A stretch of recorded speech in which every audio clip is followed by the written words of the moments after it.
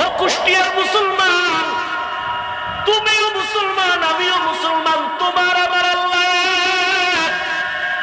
তোমার নবী আমার নবী এক, তোমার ধর্ম আমার ধর্ম এক, তোমার কালেমা আমার কালেমা এক, তোমার কোরআন আমার কোরআন এক, তোমার কাবা আমার কাবা।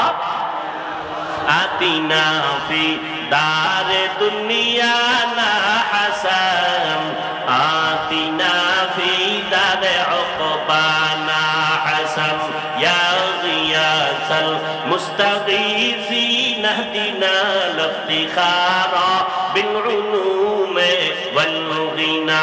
হর গরিব নেको तू तैयार है, जो न मांगे उससे तू बेजार है। যদি আমার নবীর একবার চিনতি, নেতার জন্য জীবন দাও, নেত্রীর জন্য জীবন দাও, দলের জন্য জীবন দাও, আমার নবীরে যদি একবার চিনতি, এই জমিনে কল্লা দিয়া দিতি, কোন বেঈমান আমার নবীর বিরুদ্ধে কথা বলতে পারত না। ইমামুল আউয়ালিন ওয়াল আখিরিন, বহরে সাদকা রাহমাতাল লিল আলামিন, সাইয়্যিদুল কাউনাইন খাতমুল মুরসালিন, আখিরামত বুদে ফখরুল আউয়ালিন। ও গো নবীর উম্মতেরা, হয়ে আজি দিশাহারা,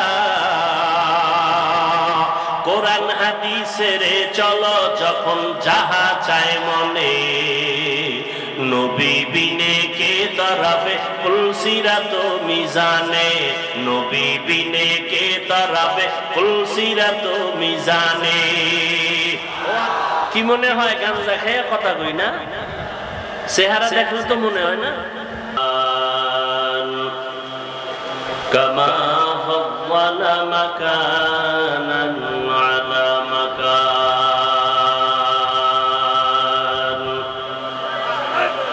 ওয়া ইনসানান আলা ইনসান, ওয়া নাশহাদু আন লা ইলাহা ইল্লাল্লাহু ওয়াহদাহু লা শারীকা লাহু, লা জিদ্দা লাহু ওয়া লা নিদ্দা লাহু ওয়া লা মিসলা লাহু,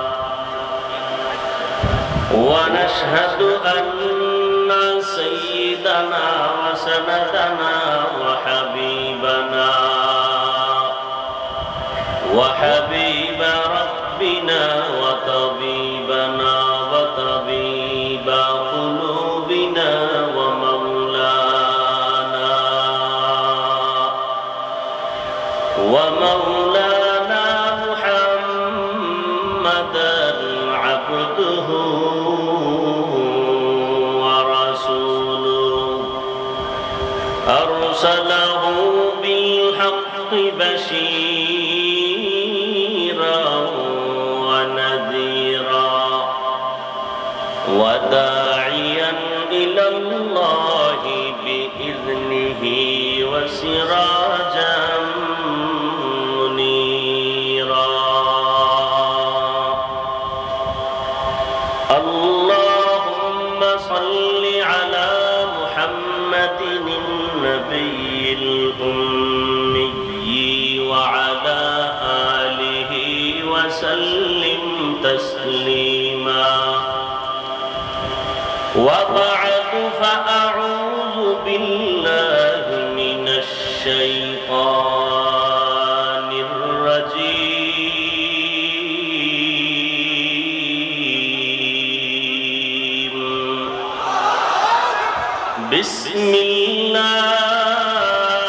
বিসমিল্লাহির রহমানির রহিম।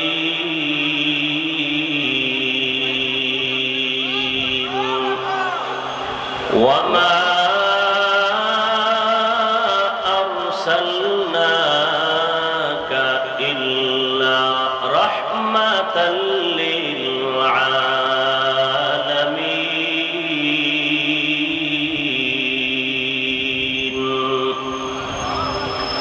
وقال النبي صلى الله عليه وآله وسلم كل أمتي يدخلون الجنة إلا من أبى. قيل من أبى؟ قال من أطاعني دخل الجنة ومن عصاني فقد أبى. أو كما قال النبي عليه الصلاة والسلام. صدق الله مولانا العظيم وصدق رسوله النبي الأمي الكريم، ونحن على ذلك من الشاهدين والشاكرين والذاكرين، والحمد لله رب العالمين. سبحانك لا علم لنا إلا ما علمتنا إنك أنت العليم الحكيم. رب اشرح لي صدري ويسر لي أمري واحلل عقدة من لساني يفقه قولي. تکبیر میں کلمہ میں نمازوں میں اذان میں، تکبیر میں کلمہ میں نمازوں میں اذان میں، ہے نام الہی سے ملا نام محمد، ہے نام الہی سے ملا نام محمد. فرماتے ہیں آدم کو مجھے خلد تری میں، فرماتے ہیں آدم کو مجھے خلد تری میں، لکھا ہوا توبہ پہ ملا نام محمد، لکھا ہوا توبہ پہ ملا نام محمد. ہے نیم میں محبوب یہ مطلب کا اشارہ، ہے نیم میں محبوب یہ مطلب کا اشارہ، پھر کیوں نہ ہو محبوب خدا نام محمد، پھر کیوں نہ ہو محبوب خدا نام محمد.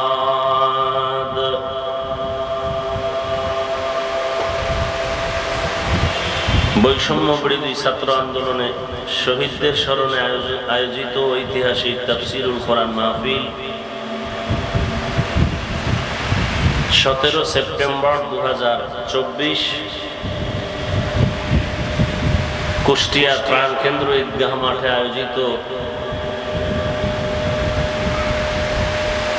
মহতি এই মাহফিলে উপস্থিত মুহতারাম সম্মানিত সভাপতি, প্রধান অতিথি, বিশেষ অতিথিবৃন্দ, হযরত উলামায়ে কেরাম, অত্র অঞ্চলের বিভিন্ন স্থান থেকে আগত আল্লাহ পাকের আশিকিন, জাকিরিন, শাকিরিন, মুহিব্বিন, মুরব্বিয়ানে আযম, কলিজার টুকরা আমার সমবয়সী যুবক বন্ধুগণ, স্নেহের ছোট ভাই, পর্দার আড়ালে মাইকের আওয়াজ শ্রবণরতা সম্মানিত মা ও বোনেরা, আল্লাহ রাব্বুল আলামিনের দরবারে লাখো কোটি শুকর ও সুজুদ যে মহান রব্বুল আলামিনের ফিতনার যুগে হাজারো লাখো কোটি মানুষের ভেতর থেকে বাছাই করে পৃথিবীর শ্রেষ্ঠ মজলিস, উলামায়ে আহলে হকের মজলিস, গুনাহ মাফের মজলিস, তওবা কবুলের মজলিসে আমাদেরকে আসা বসার তৌফিক দান করেছেন। নিয়ামতের শুকর আদায়ার্থে ঈমানের আওয়াজকে উঁচু করে এক আওয়াজে সকলেই মহব্বতে পড়ি আলহামদুলিল্লাহ। দরুদ ও সালাম সৈয়দুল মুরসালিন, রাহমাতুল লিল আলামিন, শফিউল মুযনিবিন, খাতামুন নবিয়্যিন, সৈয়দুস সাহালাইন, ইমামুল মুরসালিন शफीअ आज़म, रसूल अकरम, रहमत आलम, नबीउल अरब वल अजम, हबीब किबरिया, अशरफुल अंबिया, सय्यदुल अंबिया, शफीअ महशर, साक़ी कौसर, आका नामदार, मदीना का ताजदार, आफ़ताब नबूवत, फ़ख्र मौजूदात, सय्यदुल मखलूक़ात, हज़रत मुहम्मदुर रसूलुल्लाह सल्लल्लाहु अलैहि व आलिहि वसल्लमेर উপর সর্বোপরি শুকর, যাদের অক্লান্ত পরিশ্রমের মাধ্যমে আজ সুন্দর আয়োজন। আমার কলিজার যুবক, বৃদ্ধ, ব্যবসায়ী, শ্রমিক, চাকুরিজীবী, বিভিন্ন শ্রেণী পেশার মানুষ, জনপ্রতিনিধি, প্রশাসন, উলামায়ে হযরত, আইম্মায়ে মাসাজিদ, সময়, পরামর্শ, অর্থ দিয়ে দোয়া করে উপস্থিত হয়ে মাইক, লাইট, প্যান্ডেলের ব্যবস্থাপনার মাধ্যমে সহযোগিতা যারা করেছেন, প্রত্যেককেই আল্লাহ রাব্বুল আলামিনের খিদমতের বরকতে দুনিয়াতে শান্তি, পরকালে মুক্তির ব্যবস্থা করে দিন। আরো শুকর আদায় করি যে আল্লাহ আমাদেরকে সুস্থ রেখেছেন, হায়াত দিয়ে বাঁচায় রেখেছেন এবং বরকতি মজলিসে আল্লাহ কবুল করেছেন। আজ আমার অনেক ভাই, অনেক মা, অনেক বোন, অনেক বাবা দুনিয়াতে নাই। কুষ্টিয়ার শহরে উন্মুক্ত পরিবেশে কোরআন ও সুন্নাহর আলোকে আজকের এই প্রোগ্রাম মানুষের কাছে এক ঈদের আনন্দের মতো।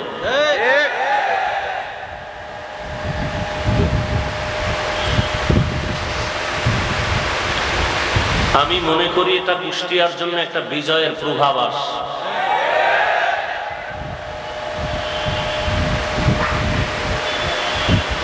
প্রত্যেকটা বিজয়ের জন্য প্রথম যে জিনিসটা দরকার সেটা হলো একতাবদ্ধ পথ চলা। আজ আমার দেশের ছাত্র জনতা, উলামায়ে কেরাম সহ কেউ ডাইরেক্ট, কেউ ইনডাইরেক্ট দেশের পক্ষে, স্বাধীনতার পক্ষে, জালেমের বিরুদ্ধে সার্বিক প্রচেষ্টা চালিয়েছেন। আল্লাহর মদদ আসছে, আল্লাহ দয়া করেছেন, আল্লাহর রহমত ছাড়া এটা অসম্ভব। অনেক বান্দা বান্দির চোখের পানির এটা ফলাফল। এখনো আমরা যে আরামে ঘুমিয়ে থাকবো চুপচাপ, বিষয়টা এমনও না।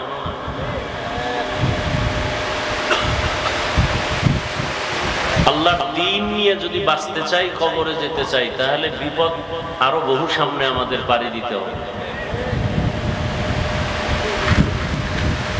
আজকের এই মহা সম্মেলন থেকে দোয়া করি, হাজারো লাখো মানুষ আমিন যখন বলবেন, আমার আমিন কবুল হওয়ার গ্যারান্টি না থাকলেও এই বরকতি মজলিসে বহু আল্লাহর আশেক আছেন যারা আমিন কবুল হয়ে যাবে ইনশাআল্লাহ। আমি দোয়া করব, আপনারা শুধু আমিন বলবেন। আল্লাহ পাক এই সম্মেলন, এই প্রোগ্রামের বরকতে আমার দেশ, আমার জাতিকে জুলুম থেকে চূড়ান্তভাবে হেফাজত করুন, আমিন। বিশেষ করে এই কুষ্টিয়ার বৃহত্তর অঞ্চল আল্লাহ পাক রব্বুল আলামিন দ্বীনের জন্য কবুল করেন, আমিন। যারা এই উন্মুক্ত পরিবেশে দ্বীনের কথা বলার পরিবেশ তৈরি করার ক্ষেত্রে সার্বিক সহযোগিতা করেছেন, করতে গিয়ে আমার ছাত্র দুনিয়ার থেকে বিদায় হয়ে গেছেন, আল্লাহ পাক তাদেরকে জান্নাতুল ফেরদাউস দান করেন, আমিন। শহীদদের মাগফিরাত কামনায় আজকের এই আয়োজন। শহীদি দরওয়াজা এমন একটা দরওয়াজা যে জান্নাতে ঢুকতে কোনো টিকিট লাগে না। আল্লাহর রাসূল বলেন, কেউ যদি শহীদি মরণ চায় আল্লাহ তাকে শহীদি মরণ দিবেন, সে যদি ঘরের বিছানায়ও মরে যায়। বলে ঘরের বিছানায় মরে গেলে শহীদ কেমনে? বাচ্চা প্রসবকালে কোনো মা যদি দুনিয়া থেকে বিদায় হয়ে যান আল্লাহ তাকে শাহাদাতের মরণ দান করেন। কোন মানুষ যদি বিষ বেদনা পেটে ব্যথায় মরে যায় আল্লাহ শহীদের মর্যাদা দান করেন।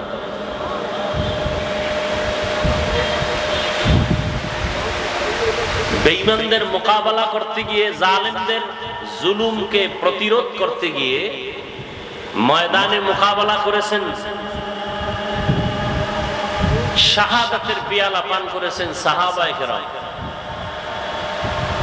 ওমর ফারুক রাদিয়াল্লাহু তাআলা আনহু, ওসমান রাদিয়াল্লাহু তাআলা আনহু, হযরত আলী রাদিয়াল্লাহু তাআলা আনহু, হাসান রাদিয়াল্লাহু তাআলা আনহু, হুসাইন রাদিয়াল্লাহু তাআলা আনহু বাতিলের মোকাবেলায় বাতিল কর্তৃক আক্রান্ত হয়ে দুনিয়া থেকে চলে গেছেন শহীদ।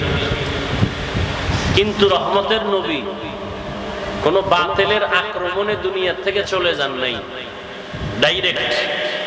আবু বকর সিদ্দিক রাদিয়াল্লাহু তাআলা আনহু কোন বাতিলের আক্রমণে ডাইরেক্ট দুনিয়া থেকে চলে যান নাই, স্বাভাবিক অবস্থায় অসুস্থতা নিয়ে ঘরের বিছানায় দুনিয়া থেকে বিদায় নিয়েছেন। তাহলে ওমরে ফারুক বাতিলের আক্রমণে চলে গেলেন শহীদ, উসমান রাদিয়াল্লাহু তাআলা আনহু বাতিলের আক্রমণে চলে গেলেন শহীদ, হযরত আলী রাদিয়াল্লাহু তাআলা আনহু বাতিলের আক্রমণে চলে গেলেন শহীদ। শহীদি মর্যাদা সবার উপরে, সেই মর্যাদা আবু বকর পেলেন না কেন? এমনকি নবী পেলেন না কেন? এক কথায় জবাব, সর্বোচ্চ শহীদের মর্যাদা আল্লাহ নবীকেও দান করেছেন, আবু বকরকেও দান করেছেন। আরো আস্তে করে বলেন সুবহানাল্লাহ। মুসলমানের একটা আওয়াজ ভণ্ড বাতিলের জন্য একটা আতঙ্ক।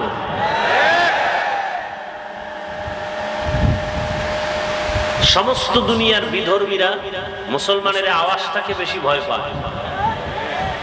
মুসলমানের টাকা লাগে না, বাড়ি লাগে না, কিচ্ছু লাগে না, ঈমানের আওয়াজ, আওয়াজটা হতে হবে ঈমানের, আওয়াজটা হতে হবে ঈমানের।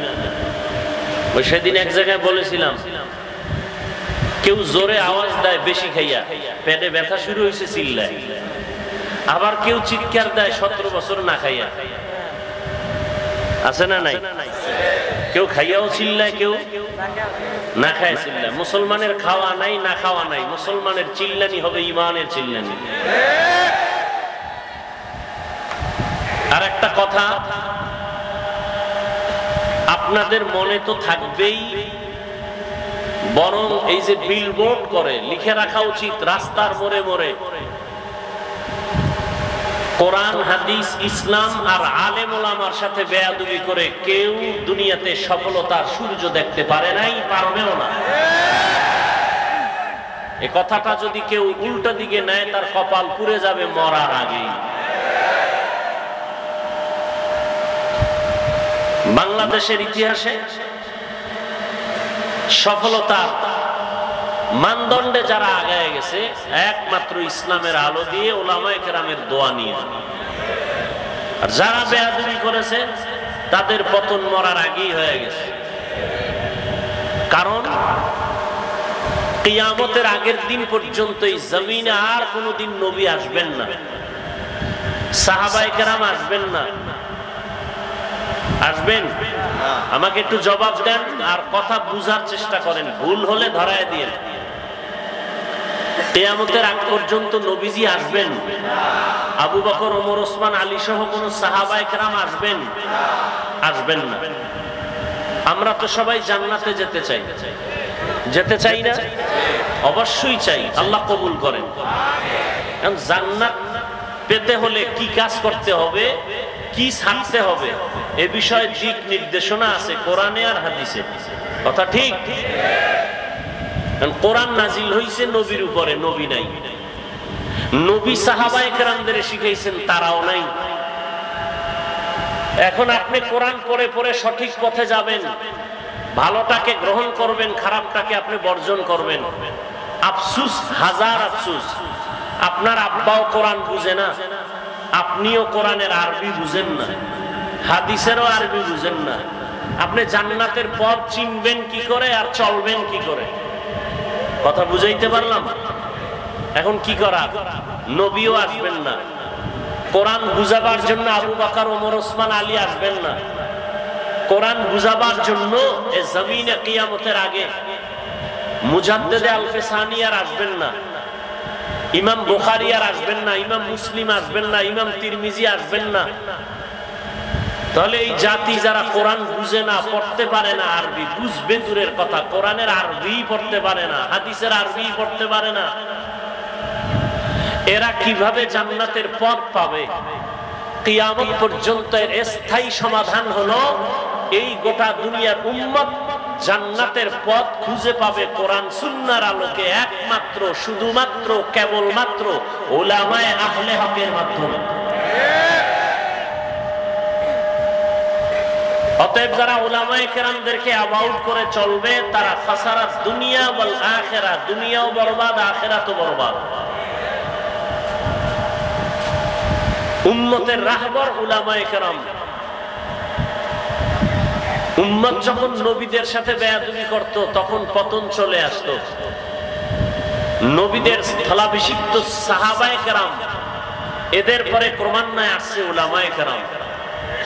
এই উলামায়ে কেরামদের দাম কত? আল্লাহ নিজে কোরআন শরীফে বলেছেন, রাসূল হাদিসে বলেছেন। উলামায়ে কেরাম কারা? ইন্নামা ইয়াখশাল্লাহ মিন ইবাদিহিল উলামা। আল্লাহ বলেন, নিশ্চয়ই আমার বান্দাদের ভেতরে যারা আলেম উলামা, তারা আমাকে বেশি ভয় করবেন। কাকে? আল্লাহকে ভয় করবেন। বান্দাদের ভেতরে যারা উলামা, এক বচনে আলেম, বহু বচনে উলামা। ভয় করার মানে কি? আমিও আল্লাহকে ভয় করি, আপনিও আল্লাহকে ভয় করেন। সবাইকে জিজ্ঞাসা করলে বলে আমরা সবাই আল্লাহকে ভয় করি। আসলে ভয়ের মানে কি? অথচ বিড়িও টানেন, গাঞ্জাও খান, মানুষও হত্যা করেন, মানুষের বাড়ি ঘরে আগুন জ্বালান। তাহলে আসলে আল্লাহর ভয়ের মানে কি?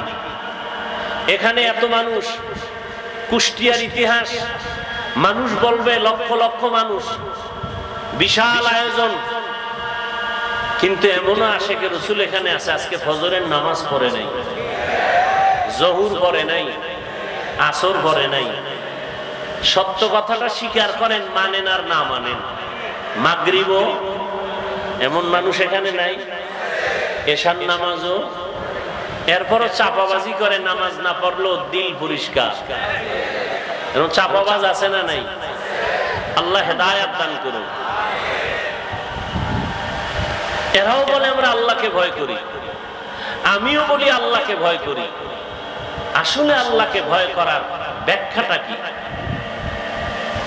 সবাই আল্লাহকে ভয় করে, হাকিকতে ভয় করার মানে কি? আল্লাহকে আসলে যারা ভয় করবে, তার মূল হাকিকত হলো আল্লাহর অবাধ্য হবে না, আল্লাহ যা নিষেধ করছেন তা গ্রহণ করবে না। আরো সহজ ভাষায়, আল্লাহর বিরুদ্ধে গিয়ে কোনো অন্যায় করবে না, অত্যাচার করবে না, গুনাহ করবে না। এজন্য নবী বলেন, قال النبي صلى الله عليه وآله وسلم اتق المحارم تكن أعبد الناس। ও দুনিয়ার উম্মত, আল্লাহর নিষিদ্ধ কাজ থেকে তুমি নিজেকে বাঁচাও, আল্লাহর কাছে তোমার মর্যাদা বেড়ে যাবে। সাহাবায়ে কেরাম এই কথা শুনিয়া এতটাই নিজেকে কন্ট্রোল করেছেন, ওমরে ফারুক মুখের ভেতরে একটা পাথরের টুকরা রাখতেন, অযথা যেন একটা কথা বের না হয়। কারণ অযথা কথা বললে আল্লাহর কাছে জবাব দিতে হবে। কথারও বাজেট আছে, আমি হায়াত কতদিন পাবো, কয়টা কথা বলবো, তার বাজেট আছে। হায়াতের বাজেট বাকি, কথার বাজেট শেষ। মরার আগে দেখবেন বোবা হয়ে গেছে, কারণ হায়াতের বাজেট এখনো বাকি আছে, কথার বাজেট নাই, বেশি কথা বলে শেষ। যুবক, সারা রাত মোবাইলের মাধ্যমে এত কথা বলো, চিন্তা করছো নি বাজেট আছে কত? এমন যেন না হয় মরার আগে হায়াত বাকি থাকবে, জবানের কথার বাজেট থাকবে না, বোবা হয়ে কাটাতে হবে বিছানায়। আল্লাহ বাজেট দিয়ে দিছেন, হিসাব করে কথা কইও, মিস কল পাইলেই ব্যাক করো না। আল্লাহ সব ভাইকে হেদায়েত দান করুন। আল্লাহ পাক এই মাহফিলের বরকতে পুরা কুষ্টিয়ার এই জমিনকে দ্বীনের দুর্গ হিসাবে কবুল করেন। আল্লাহ পাক অত্র অঞ্চলের সমস্ত মানুষকে শান্তির জীবন দান করুন। কবরস্থ যারা আল্লাহ সবাইকে জান্নাত দান করুন। পরস্পরে মুহাব্বত আল্লাহ বাড়ায় দেন। আপনাদের সব থেকে বেশি পরিচিত কোরআন শরীফ থেকে একটা আয়াত আমি পড়েছি, রসুলের একটা হাদিস পড়েছি। আপনারা যদি বসেন, ধৈর্য ধারণ করেন আর দিল খুলে দোয়া করেন, তো আয়াত এবং হাদিসের আলোকে কিছু কথা আমি পেশ করব, ইনশাআল্লাহ। আল্লাহ কবুল করেন। আল্লাহ কবুল না করলে হবে? অনেকেই কিন্তু জানে এখানে প্রোগ্রাম আসার নিয়ত করেছিল, আসতে পারেনি। টাকা থাকলেই মক্কা যাওয়া যায় না যদি আল্লাহ কবুল না করে। মনে চাইলেই দ্বীনের কাজে বসা যায় না আল্লাহ কবুল না করলে। অনেকের বাড়ির থেকে ওয়াজের নাম নিয়ে আসছে, কুষ্টিয়া শহরে ঈদগাহে ওয়াজে যায়, কিন্তু কপাল খারাপ, প্যান্ডেলে ঢুকতে পারেনি। তারা কোথায়? মহিলা প্যান্ডেল তাওয়াফ করে, আর কেউ দোকানপাটে আড্ডা করে, গল্প করে, কবিরা গুনাহ করে, এর নাম কপাল। এজন্য আমি সব সময় বলি, আল্লাহ চাইলে সব হয়, বান্দা চাইলে কিছুই হয় না। বান্দা চাইছিল আরো 20 বছর থাকবো, আল্লাহ কয় আমি দিব না। কাটটা হইল আল্লাহটা। আল্লাহ চাইলে হয়, বান্দা চাইলে হয় না। আল্লাহ। আবার অনেকে প্যান্ডেলে ঢুকছেন, কিন্তু কোরআন হাদিসের কথা শুনে দিলটাকে নরম করে তওবা করে বাড়ি যাওয়ার কপাল হবে কিনা অনেকের অসম্ভব। অনেকে মুনাজাতের আগে চলে যাবে। এই বিশাল প্যান্ডেলে কত আল্লাহর বান্দা আছেন, আলেম বুজুর্গ, যাদের আমিন কবুল হয়ে যাবে। এদের সাথে যদি বসে মা বাবার জন্য একটু দোয়া করা যাইতো, মা বাবা কত না খুশি হতেন, তাদের কবর না কত শান্তির বাগান হয়ে যেত। যে কপাল পোড়া সেই দোয়ায় শরীক হতে পারবে না, শয়তান তাকে উঠায় নিয়ে যাবে। এই প্যান্ডেলের দাম কত? রাসূল বলেন এখানে বসার সাথে সাথে জীবনের সব গুনাহ মাফ। সুবহানাল্লাহর আওয়াজ যত দূর চলে গেল, যত মানুষ ছাড়া ভিন্ন মাখলুক শুনছে, কিয়ামতের দিনে জমিন তার সাক্ষী হয়ে যাবে। ইয়াউমাইযিন তুহাদ্দিসু আখবারাহা, কিয়ামতের দিন জমিন আপনার আমার পক্ষ বিপক্ষে সাক্ষী হবে। দর কিয়ামত এই জমিদার নে কো বাদ কে জনা দিদা গওয়াহি হাতে হা। জমিন আপনার আমার পক্ষ বিপক্ষ নিবে।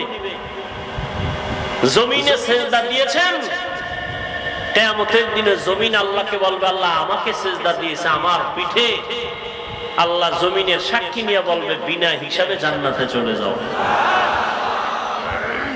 এজন্য দেওবন্দের কৃতি সন্তান কারি তৈয়ব সাহেব রহমতুল্লাহ আলাইহি, যিনি ওই সময় ভারতবর্ষের সমস্ত জেনারেল লাইনের মানুষরা তাকে দার্শনিক মনে করত, উলামায়ে কেরাম তাকে জবরদস্ত একজন ইলমওয়ালা আহলুল্লাহ মনে করতেন। তাকওয়ার মানদণ্ডে আল্লাহকে এতটা ভয় করে চলতেন, ওই সময়ে তাকে বাইতুল্লাহ হজে নেওয়ার প্রস্তাব দেয়া হলো। তিনি বললেন হজে যেতে পারি, শর্ত দুইটা, আমার উপরে হজ ফরজ না। অতএব আপনারা যদি নিতে চান দুই শর্ত আমার। এক, আমার কোনো ছবি তোলা যাবে না, আমি ছবি তুলব না।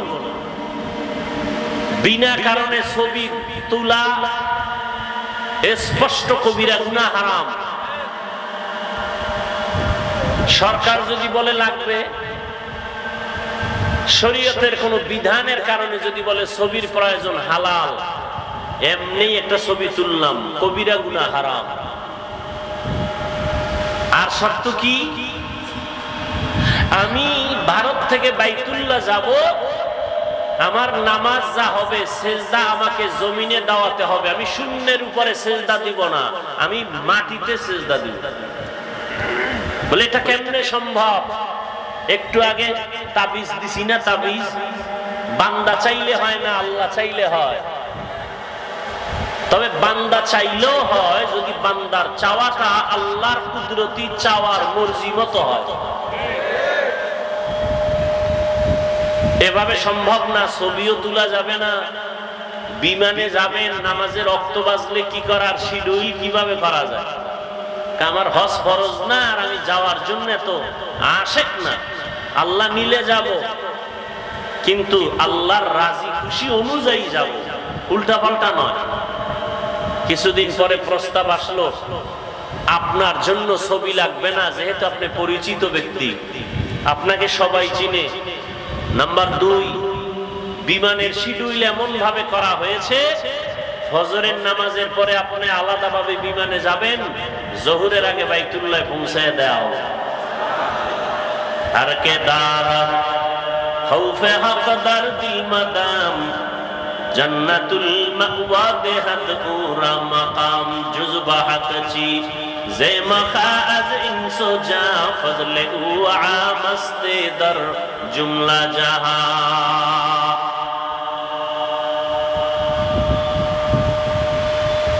অতএব গতকালেও নাকি এদিকে বৃষ্টি হয়েছে। যেইভাবে বৃষ্টি সারা দেশে চলছিল, প্রোগ্রাম হবে বলে কোনো সুযোগই হবে বলে কোনো চিন্তাই করা যায় না। ওই যে বললাম, বান্দা চাইলে হয় না, আল্লাহ চাইলে হয়। ওয়ামা আরসালনাকা ইল্লা রাহমাতাল লিল আলামিন।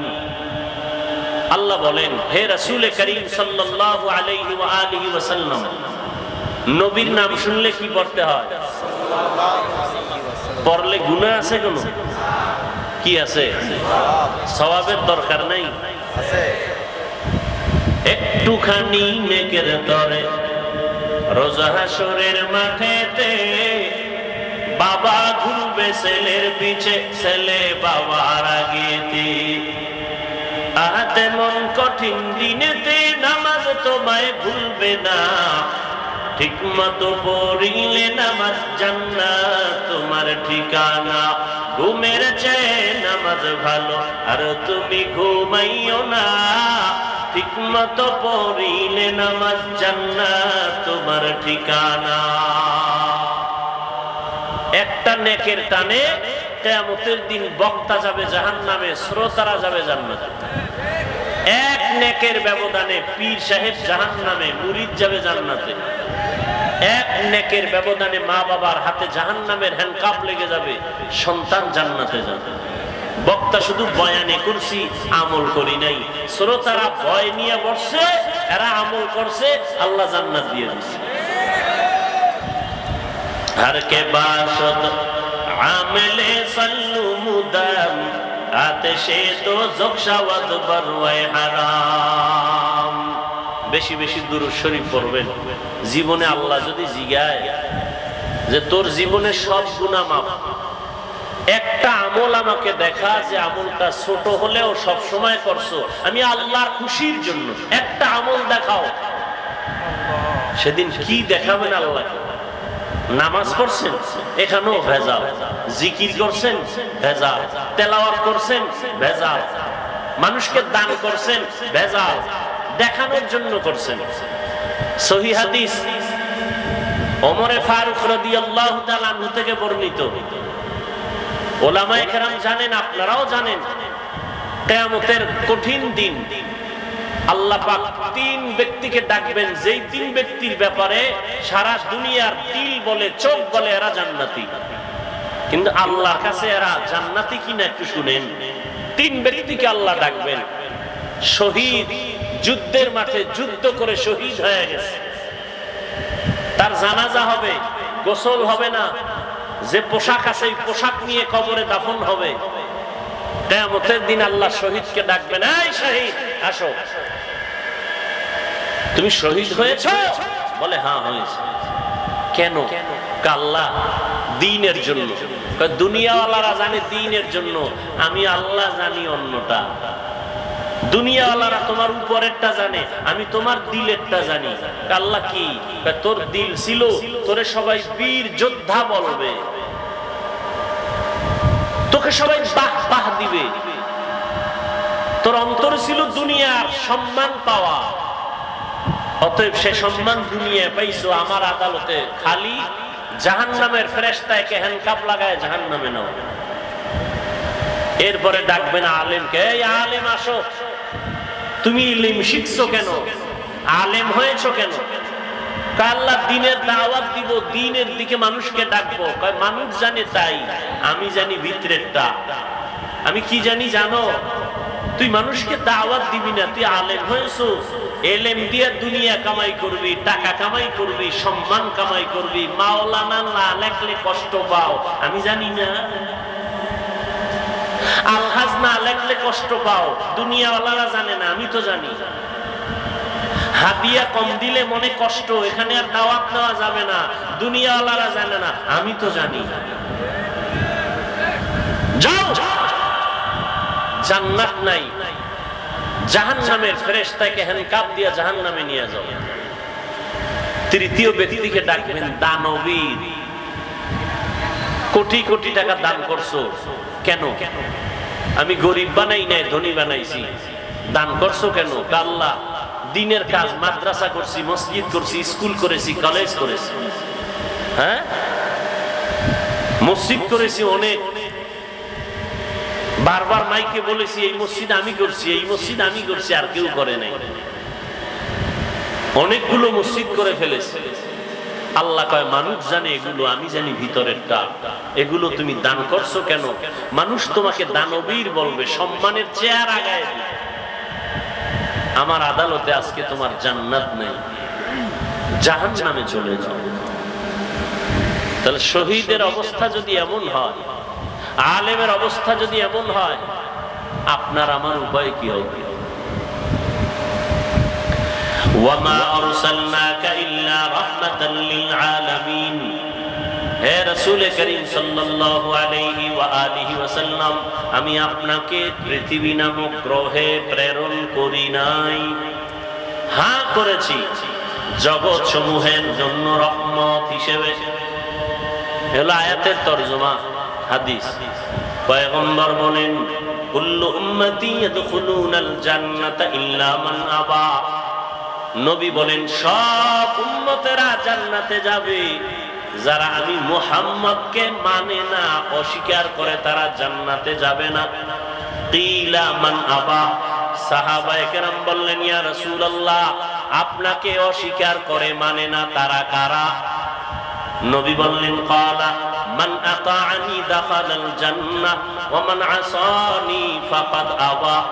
যে ব্যক্তি আমার অনুসরণ করবে, অনুকরণ করবে, সে জান্নাতে যাবে, আর যে আমার বিরোধিতা করবে, সে আমাকে অস্বীকার করার কারণে জাহান্নামে যাবে। এই নিয়েও আমাদের দেশে খুব ঝামেলা। সবাই নবী মানে, বরং আমরা যারা টুপিওয়ালা, দাড়িওয়ালা, নামাজ পড়ি, পর্দা করি, আমগো পর্যন্ত গালি দেয়, আমরা নবীর আশেক না, হে গাঞ্জা খাইয়া নবীর আশেক। মাজারের মধ্যে ঢোল বাজায় নবীর আশেক, আছে না নাই? গায়রুল্লাহকে সেজদা দেয় নবীর আশেক। আমরা পীর আউলিয়ার পক্ষের মানুষ। আমি কেন? আল্লাহর কোরআন পক্ষে, আমরাও পক্ষে। রসুলের হাদিস পক্ষে, আমরাও পক্ষে। আল্লাহর কোরআন রসুলের হাদিস যাদের পক্ষে নাই, আমরাও তাদের পক্ষে নাই। আল্লাহ পাকের সত্য কোরআন, রসুলের সত্য হাদিস ওলি আউলিয়ার পক্ষে, আমরাও তাদের পক্ষে, কিন্তু বেজালের পক্ষে না। কিসের পক্ষে না? আল্লাহ কয়জন? সবাই বলেন। আল্লাহ যে এক, কোন দিক থেকে এক? আল্লাহ এক যে কোন দিক থেকে এক? সব দিক থেকে এক, তাই তো? আল্লাহর মতো কি আরেকজন আছে? আল্লাহর সমান কেউ আছে? আল্লাহর সহযোগী কেউ আছে? নাই। তা আল্লাহ কেমন এক, যার কোনো সমতুল্য নাই? কেউ যদি মনে করে আছে, এর নাম শিরিক, এর নাম। আল্লাহ যা এককভাবে পাবেন, এই পাওনাটা আরেকজনকে দেওয়ার নাম শিরিক। মানুষের জীবনের ইবাদত পাবেন কে? সেজদা পাবেন কে? এটা আরেক জায়গায় দেওয়ার নাম শিরিক। কোরআন শরীফের স্পষ্ট ঘোষণা, যারা শিরিক করে তারা মুশরিক, মুশরিকদের জন্য জান্নাত হারাম। ওয়া মান ইউশরিক বিল্লাহ ফাকাদ হারামাল্লাহু আলাইহিল জান্নাহ। যারা আল্লাহর সাথে অংশীদার করবে, আল্লাহ যা পাবেন এটা অন্যকে যদি দেয়, এর নাম শিরিক। আল্লাহ বলেন, মুশরিকদের জন্য আমি আল্লাহ জান্নাত হারাম করে দিলাম। আমি অন্য গুনাহ চাইলে সহসায় মাফ করব, শিরিকের গুনাহ সহসায় আমি ক্ষমা দিব না। আল্লাহ শিরিক থেকে আমাদেরকে হেফাজত করেন। নবী বললেন সব উম্মত জান্নাতে যাবে, কিন্তু আমি মুহাম্মদকে যারা মানে না তারা যাবে না।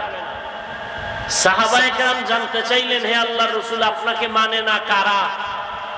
নবী একটা স্পষ্ট মাপকাঠি দিয়ে গেলেন, কিয়ামত পর্যন্ত ঝামেলা যেন দরকার না হয়।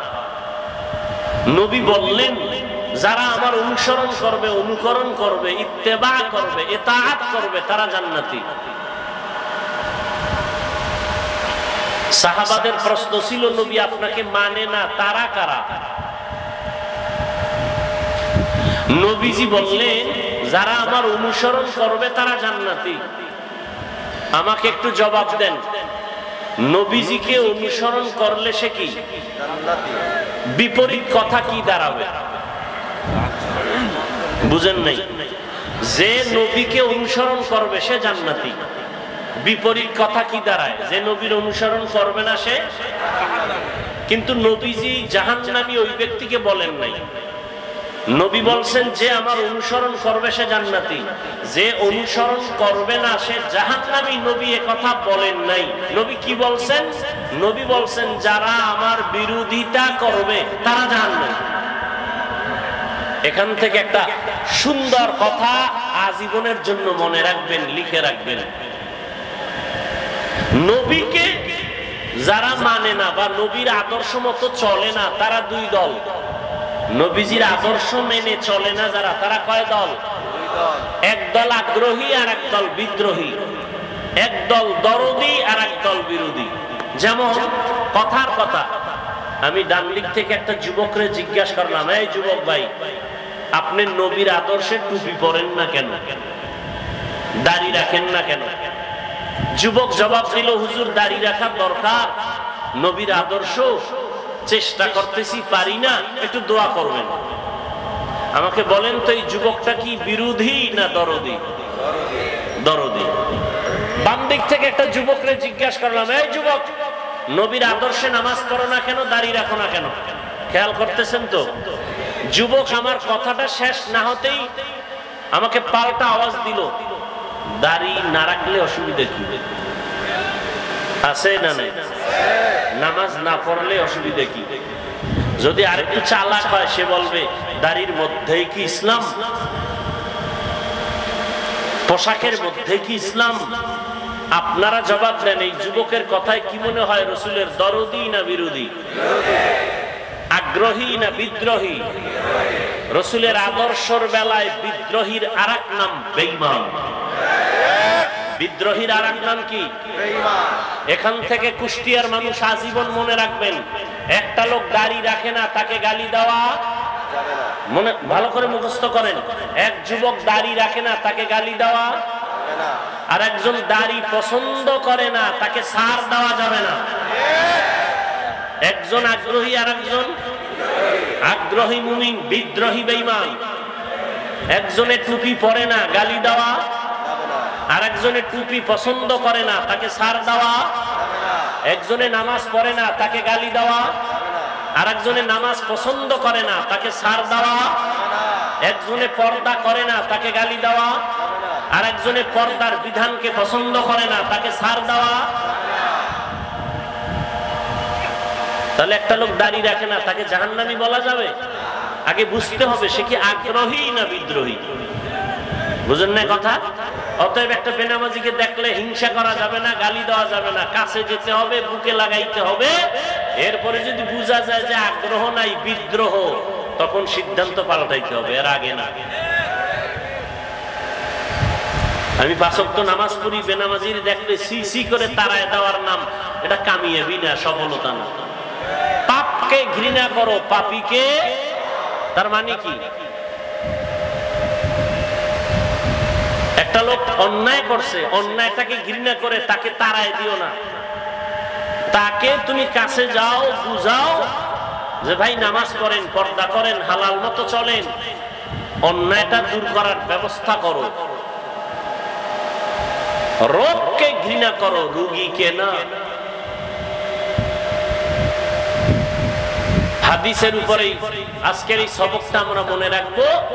নবীজি বলছেন যে আমার অনুসরণ করে জান্নাতে যাবে, যে করে না সে জাহান্নামে যাবে বলেন নাই। জাহান্নামে কে যাবে? নবী বলছেন যে বিরোধিতা করে, যে নবীর আদর্শের বিরোধিতা করে সে জাহান্নামে যাবে। এবার আসেন আয়াতের উপরে, পরিচিত একটি আয়াত, ওয়ামা আরসালনাকা ইল্লা রাহমাতাল লিল আলামিন।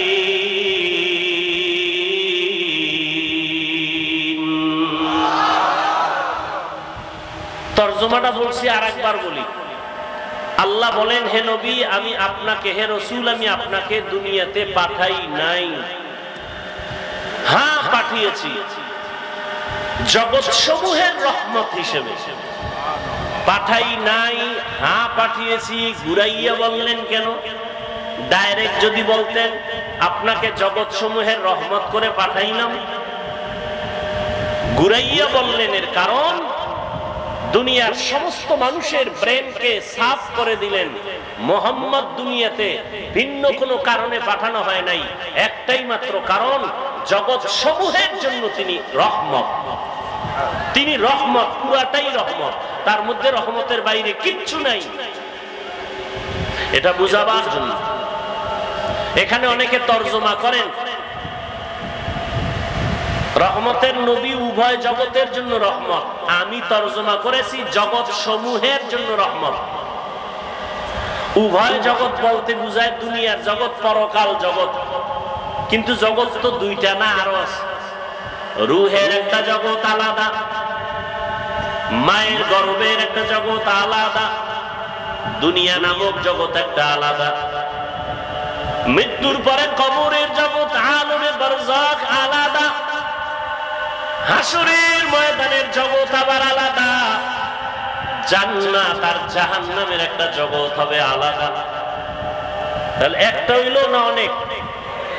জগৎ সমূহের জন্য নবী রহমত, রুহের জগতের জন্য নবী রহমত, মায়ের গর্ভের জগতের জন্য নবী রহমত, দুনিয়ার জগতের জন্য নবী রহমত, কবর জগতের জন্য নবী রহমত, হাসরের ময়দানে আমার নবী রহমত, জান্নাতের জগতে আমার নবী রহমত, জাহান্নামের ভেতরেও আমার নবী রহমত।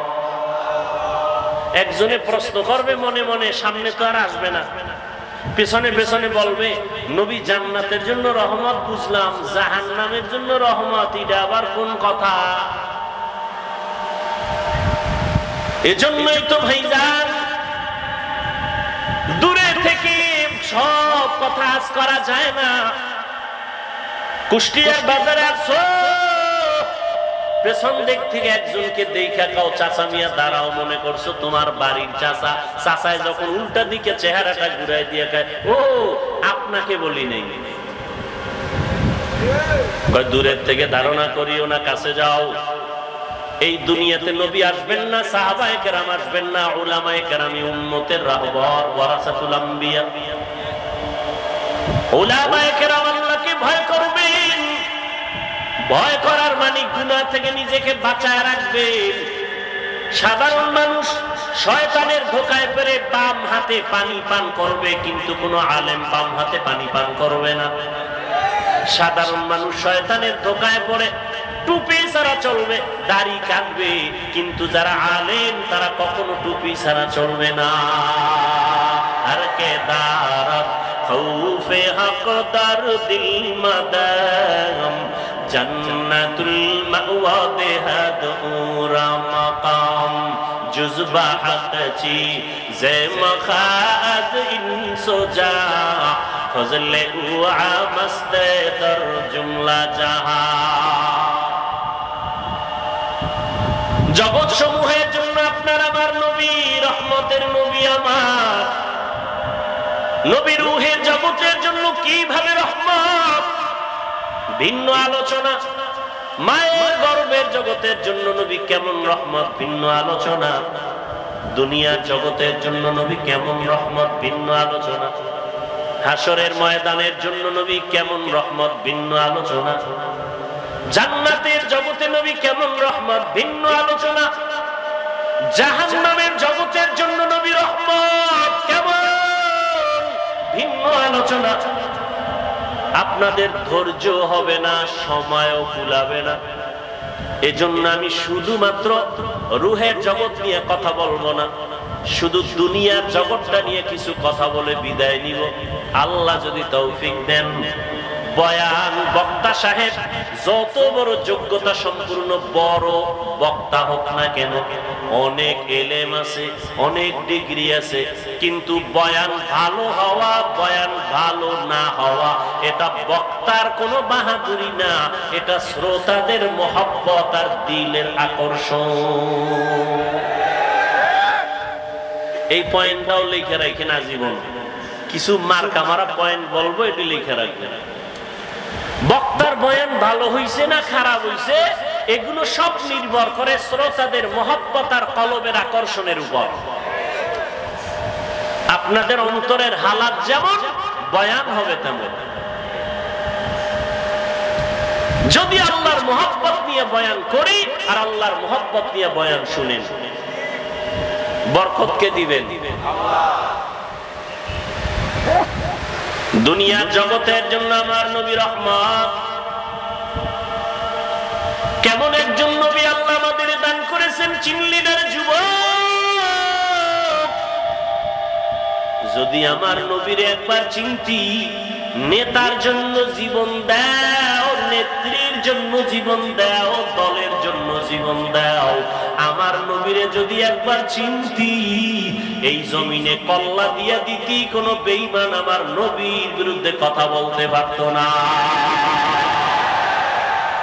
ইমামুল আউয়ালিন ওয়াল আখিরিন বহরে সাদকা রাহমাতাল লিল আলামিন সাইয়্যিদুল কাউনাইন খাতমুল মুরসালিন আখিরামত বুদে ফখরুল আউয়ালিন। বছরের মাস কয়টা? 12টা। কিয়ামতের আগে একটা বাড়বে, একটা কমে যাবে। ইন্না ইদ্দাতাশ শুহুরি ইনদাল্লাহি 12 শাহরান ফি কিতাবিল্লাহ ইয়াওমা খালাকাস সামাওয়াতি ওয়াল আরদ মিনহা আরবাআতুল হুরুম যালিকাদ দীনুল কাইয়্যিম। আল্লাহ পাক কোরআনে বলেন সূরা তাওবা, কিয়ামতের আল্লাহ পাক বলেন আমি বছরে গণনার আকারে মাস বানাইছি 12টা। এইটাই যে কথাটা আমি আল্লাহ লিখে রাখছি আসমান জমিন সৃষ্টির দিন লাউহে মাহফুজের মধ্যে। লাউহে মাহফুজে লিখে রেখেছি বছরে মাস হবে 12টা, এবং এই 12 মাসের মধ্যে 4 মাস হবে বড় দামি, বড় সম্মানের মাস। তার মানে অন্য মাস সম্মান নাই? সব মাসের দাম আছে। 4টা মাস, 12 মাসের মধ্যে 4 মাস হবে বড় দামি, বেশি দামি। এর মধ্যে একটা মাস হলো জিকাদা, এরপরে যুলহিজ্জা, রজব, মুহররম। আবার একটু বলি, 4 মাস, 12 মাসের মধ্যে 4 মাস বড় দামি। এটা কোরআনে লেখা, কোরআনের আয়াত। আল্লাহ এই সিদ্ধান্ত লিখে রাখছেন লৌহে মাহফুজে। কোন দিন? আসমান জমিন সৃষ্টির দিন। ভালো করে খেয়াল করেন, মুহররম, রজব আর হলো জিকাদা, যুলহিজ্জা। নাম কয়টা আবার খেয়াল করেন, জিকাদা, যুলহিজ্জা, মুহররম, রজব। এই 4 মাসের মধ্যে রবিউল আউয়াল কয় নম্বরে? বলেন, জবাব দেন। নাই? তাহলে কি বুঝেন? রবিউল আউয়ালের দাম নাই? সব মাসেরই দাম আছে। ওই যে 4 মাসের দাম আলাদা কেন, এ বিষয়ে আলোচনা আলাদা। আয়াত নাজিল হয়েছে ওই সময়, ওই প্রেক্ষাপট ভিন্ন ছিল। যুদ্ধ বিগ্রহ করত, ওটা নিষেধ করেছিলেন এই 4 মাসে। ওই হুকুম রহিত হয়ে গেছে, এখন সেই হুকুম বাকি নেই। এখন প্রয়োজন হলে কিয়ামত পর্যন্ত আল্লাহর বিধানে জিহাদ চলবে। রজব বুঝি না, মুহররম বুঝি না, বাতিল যখন আঘাত করবে, মুসলমান ইমানের, ইসলামের পতাকা উড্ডীন করার জন্য প্রতিবাদের ময়দানে ঝাঁপিয়ে পড়বে। তো যেটা আমি বুঝাতে চাই, রবিউল আউয়াল বর্তমান মাস। সেই ক্ষেত্রে আমি রাসূলের আদর্শের কিছু কথা বলবো, আয়াত নিয়েছি। প্রাসঙ্গিক 2-1টা কথা বলে যাই। নবীর নিয়ে লাফালাফি, কেউ মদিনার থেকে নবীরে টান দিয়া কুষ্টিয়ার মসজিদে নিয়ে আয়। মাঝে মাঝে ঢাকার বাইতুল মুকাররমে নবী হাজির হয়ে যান। হ্যাঁ, কত ইখতিলাফ, মতনৈক্য। কেউ কয় নবী যে 63 বছর পরে মরে গেছে, আর জিন্দা হওয়ার কায়দা নাই। আবার কেউ কয় নবী মরেই নাই। তো যারা বলে নবী মরে নাই, তো 63 বছরের গণনা আসলো কেন? যাই হোক, নবী বলেন আমি 63 বছরের হায়াত শেষ করে মদিনাতুল মুনাওয়ারা রওজা মুবারাকে কিয়ামত পর্যন্ত জিন্দা অবস্থায় নামাজের হালাতে থাকবো। আরো জোরে বলেন। নবী কবরে মদিনায় না মক্কায়? মদিনায়। কতদিন থাকবেন বলেন সবাই? বাংলাদেশে আসবেন কবে? আসবেন? নবী এসে আপনার খবর নেওয়া, এটা মূল্য বেশি না ফেরেশতা দিয়ে নবীর কাছে খবর পৌঁছানো, এটা মূল্য বেশি? কেন নবীরে আনতে চান কেন এখানে? আপনি যাইতে পারেন না? আর আপনার মতো ভেজালিলা আমল আল্লাহর কাছে নবী আসবে, নবী কি ঠেকানি? আল্লাহ হেদায়েত দান করুন। কিয়ামত পর্যন্ত নবী থাকবেন, মরা না জিন্দা? জিন্দা। কিয়ামত পর্যন্ত নবী জিন্দা, সমস্ত নবীরা কবরে জিন্দা। নবী এসেছিলেন কোন এক বছরের রবিউল আউয়ালে, এ নিয়েও দ্বিমত আছে, আমি সেদিকে যাব না। নবী বিদায় হয়েছেন রবিউল আউয়ালের কোন একদিন, মাঝখানে সময় গেছে 63 বছর। আলোচনার বিষয়বস্তু, কেন্দ্রবিন্দু, নবী আসলেন কেন, 63 বছর পরে গেলেন কেন, আসলেন কেন আর গেলেন বা কেন? এর থেকে উম্মতের কি করণীয়, কি বর্জনীয়? নবীর আশাটাকে আরবিতে বলে মিলাদুন নবী, বিদায় হয়ে যাওয়াটাকে আরবিতে বলে ওয়াফাতুন নবী। আর আমরা যে নবীর হাদিস বয়ান শুনাইতেছি, এটাকে বলে দাওয়াতুন নবী। আর টোটাল 63 বছরকে বলে সিরাতুন নবী। 4টা শব্দ বললাম, মিলাদুন নবী, ওয়াফাতুন নবী, দাওয়াতুন নবী, সিরাতুন নবী। বিশ্লেষণে যাব না, আমি সাধারণ মানুষকে সহজে যাতে বুঝতে পারে ওই চিন্তা করে সব সময় বয়ান করি। শিক্ষিতদেরকে বয়ান করেন না, বহু শিক্ষিত বক্তা আছে, বহু এলেমওয়ালা আছে, আমার এলেম নাই, আমল নাই। সাধারণ মানুষ যেন অল্পতে একটু দিনের দিকে আসে, আল্লাহর দিকে আসে, সুন্নতওয়ালা হয়, আমি ওই ধান্দায় বয়ান করি। পেজগোছের কথা কম বলি, খুব খেয়াল করবেন। মিলাদুন নবী, ওয়াফাতুন নবী, সিরাতুন নবী, দাওয়াতুন নবী, এই চারটা শব্দ একমাত্র শুধুমাত্র কেবলমাত্র আমার আপনার নবী রহমতুল্লিল আলামিনের শানের শব্দ। এই চারটা শব্দ মুসা নবীর বেলায় ব্যবহার হয় নাই, এই চারটা শব্দ ঈসা নবীর বেলায় ব্যবহার হয় নাই, প্রয়োগ হয়েছে কিন্তু ব্যবহার সব সার্বজনীন নয়। এই চারটা শব্দ আমার নবীর শানের শব্দ। এই চারটা শব্দকে যারা ছোট চোখে দেখবে সে রাসূলকেই ছোট করলো। কথা বুঝাইতে পারছি? নবীজির জন্ম মোবারক আমরা মানি না, মানি না। নবীজির ইন্তেকাল আমরা মানি না, মানি না। তাহলে আমরা মিলাদুন নবীও মানি, ওয়াফাতুন নবীও মানি। নবীজির আদর্শ আমরা মানি না, মানি না। তাহলে আমরা নবীর সিরাতুন নবীও মানি, দাওয়াতুন নবীও মানি। অতএব নিয়ে আমাদের মধ্যে দূরত্ব সৃষ্টি করার কোনো সুযোগ নাই। এরপরে নিয়ে বহু আলোচনা আছে, ওদিকে আমি যাব না। আমি মূল আমাদের নবী শ্রেষ্ঠ, এতে কোনো সন্দেহ নাই। সর্বসম্মতিক্রমে আমার নবী শ্রেষ্ঠ, আমরা এটা অন্তর দিয়ে বিশ্বাস করি, এটা আমাদের ঈমান, এটা আমাদের আকীদা। নবীরে কি দিয়ে বানাইছেন ওই ধান্দায় কইরা সময় নষ্ট না কইরা 100 বার দুরূদ শরীফ পড়ি, সওয়াব হবে। কি এই তর্ক বিতর্ক না কইরা আমল করি। কখন মরণ হয়ে যাবে বলা যায় না। চোখের সামনে দেখতে না দেখতে কত আপনজন চলে গেল, চোখের সামনে কত যুবক চলে গেল। আমার চলে যাওয়ার পালা, কি নিয়ে যাইতেছি আর কি রেখে যাইতেছি। আল্লাহ বলেন ওমা আরসালনাকা ইল্লা রাহমাতাল লিল আলামিন, ও পয়গম্বর জগৎ সমূহের জন্য আমি আপনাকে রহমত করে পাঠাইলাম। রূহের জগতের জন্য নবী আমার রহমত, দুনিয়ার জগতের জন্য নবী আমার রহমত, হাসরের জগতের জন্য নবী রহমত। দুনিয়ার জগতের জন্য নবী কিভাবে রহমত, এই বিষয়ে 2-4টা কথা আমি বলবো। রহমতের নবী এমন এক সময় জমিনের মধ্যে পদার্পণ করলেন মক্কা নগরীতে, আরব দেশের ভেতরে, যেই সময় মক্কার মানুষের মতো চরিত্রহীন লম্পট জমিনের মধ্যে আর কোথাও কোনো মানুষ ছিল না। মক্কার মানুষ বড় খারাপ মানুষ, এতটাই চরিত্রহীন। ভালো করে খেয়াল করেন, এতটাই চরিত্রহীন ওই মক্কার মানুষ, নারী আর পুরুষ উলঙ্গ হইয়া বাইতুল্লাহর চারপাশে তাওয়াফ করে। তারা কাপড় পরে যায় না, কারণ এই কাপড় দ্বারা ভিন্ন জায়গায় গিয়ে গুনাহ করছে। এই গুনাহযুক্ত কাপড় নিয়ে বাইতুল্লাহর কাছে যাবে না।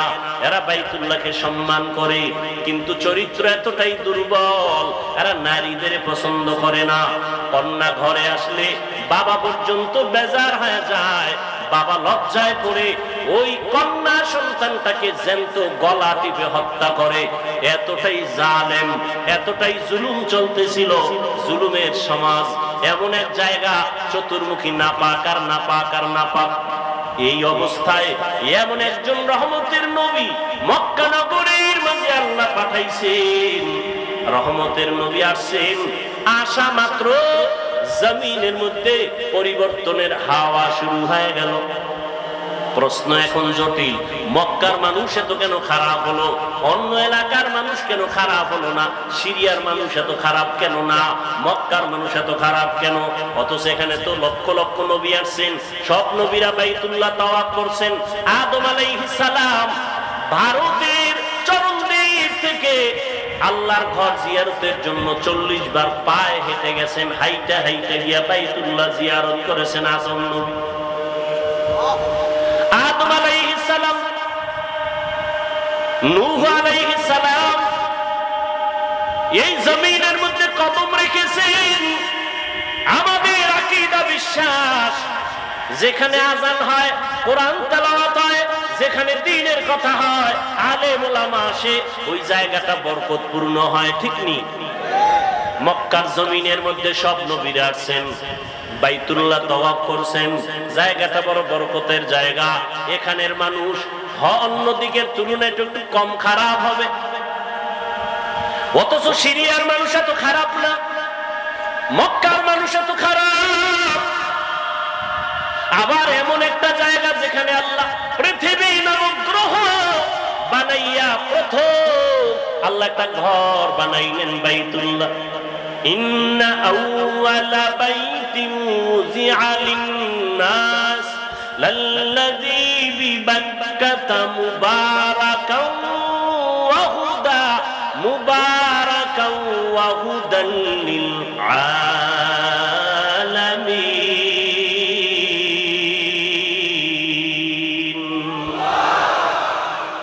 আল্লাহ বলেন আমি ঘর বানাইলাম, জমিন বানাই আর কিছু বানাই নাই, প্রথম পৃথিবীতে বানাইছে একটা ঘর। বাক্কা নগরীর ভেতরে ঘর, ও ঘর হলো বাইতুল্লাহ। এমন একটা ঘর যেই ঘরটা দিয়ে তাকাইলে সওয়াব, যেই ঘর এত বরকতের ঘর, হেদায়েতের জন্য দিলাম জগৎ সমূহের হেদায়েত। এটা এমন একটা ঘর, নবী বলেন তুমি জিকির করো না, তেলাওয়াত করো না, নামাজ পড়ো না, তাওয়াফ করো না, শুধু আল্লাহর ঘরটার দিকে যদি তাকাইয়া বসে বসে শুধু তাকায়া থাকো, অনবরত আমলনামায় সওয়াব লেখা হবে। হর কে দারত খৌফে হক দরদিল মাদাম জান্নাতুল মাওয়া দেহাদুরা মাকাম। এমন একটা বরকতের ঘর, যে ঘরটা 24টা ঘন্টার সেকেন্ডে সেকেন্ডে তাওয়াফ চলে, মানুষ না থাকলেও জিনেরা ফেরেশতারা করে। এটা এমন একটা জায়গায় আল্লাহ দিবেন, এই ঘর বরাবর 7 আসমানের উপর একটা নূরের ঘর আছে, ফেরেশতাদের কাবা, নাম হলো বাইতুল মামুর, নূরের ঘর, নূরের ঘর। 70,000 ফেরেশতা মুহূর্তে মুহূর্তে 7 আসমানের বাইতুল মামুর তাওয়াফ করে। একবার যারা সুযোগ পায়, কিয়ামতের আগে আর তাদের সুযোগ হবে না। ওই বরাবর আল্লাহ বাইতুল্লাহ জমিনে বানাইলেন, ফেরেশতারা বাইতুল মামুর তাওয়াফ করে। আল্লাহ ওয়াদা করলেন, ও ফেরেশতা, জমিনের মধ্যে এমন একটা ঘর আমি বাইতুল্লাহ বানাইলাম, এই বাইতুল্লাহর তাওয়াফ যারা করবে আমি আল্লাহ তাদেরকে এতটা নিষ্পাপ বানায় দিব, মায়ের গর্ভ থেকে বাচ্চা যেমন নিষ্পাপ ভূমিষ্ঠ হয়, আমার বাইতুল্লাহ জিয়ারত করে যারা বের হবে তাদেরও নিষ্পাপ বানায় দিব। আতিনা ফি দারে দুনিয়া না হাসান, আতিনা ফি দারে উকবানা হাসান, ইয়া গিয়াসাল মুস্তাগীসিন ইহদিনা লিফতিখারা বিল উলুমে ওয়াল গিনা। হর গরিব নেকো তু তৈয়ার হ্যায়, जो न मांगे उससे तू बेजार है। খারাপ লাগে আপনাদের? আর একটু সামনে আগাবো। মা বাবার জন্য, দেশের জন্য, কবরওয়ালাদের জন্য একটু দোয়া করে যাবেন, এই মন মানসিকতা আছে না? ঘুমে ধরছে?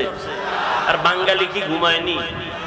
কিন্তু মোবাইল যেদিন থেকে আসছে ওদিন থেকে ঘুম বিদায় হয়ে গেছে। আমরা মোনাজাত ধরি বইয়া, মোবাইল ওয়ালারা মোনাজাত ধরে রাতে বিছানায় শুইয়া, সারা রাত মোবাইলের ডিউটি, কবিরা গুনাহ করে চেহারাটা কার্টুন হয়ে গেছে। এর যুবক,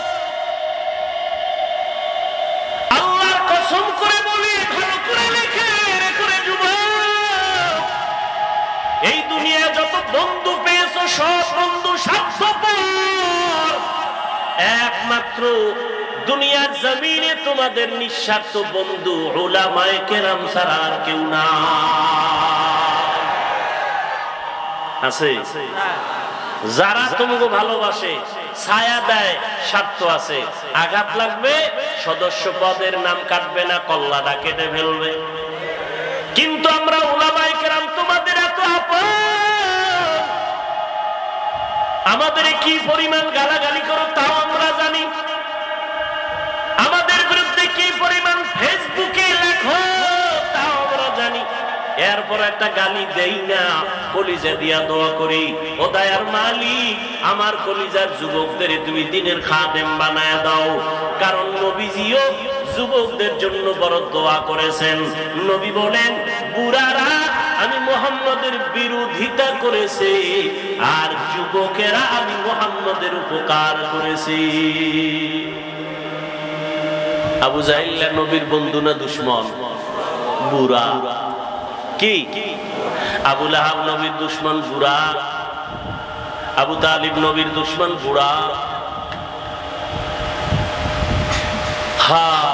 আর নবীর আপন 7 বছর বয়সের এক যুবক, 11 বছর বয়সের আগেই, শিশু থেকে কিশোর হইয়া যুবক হওয়ার আগেই আল্লাহর বান্দা নবীর হাতে গেলেন, সহযোগিতার জন্য রেডি হয়ে গেলেন। নবীর চাচাতো ভাই হযরতে আলী। 7 বছর শেষ, 8, 9, 10, 11, 12-র মধ্যে কেউ বলেন 11, কেউ বলেন 8, নবীর হাতে গিয়া কালেমা পড়লেন। এতদিন ছিল আলী নবীর চাচাতো ভাই, এখন আলী নবীর একজন সাহাবী। কিছুদিন পরে হবেন কি? কি হবে? জামাতা হয়ে যাবে। যুবক নবীর শক্তি দিয়া নবীর কাছে গিয়া সাহায্যের হাত বাড়াইলেন।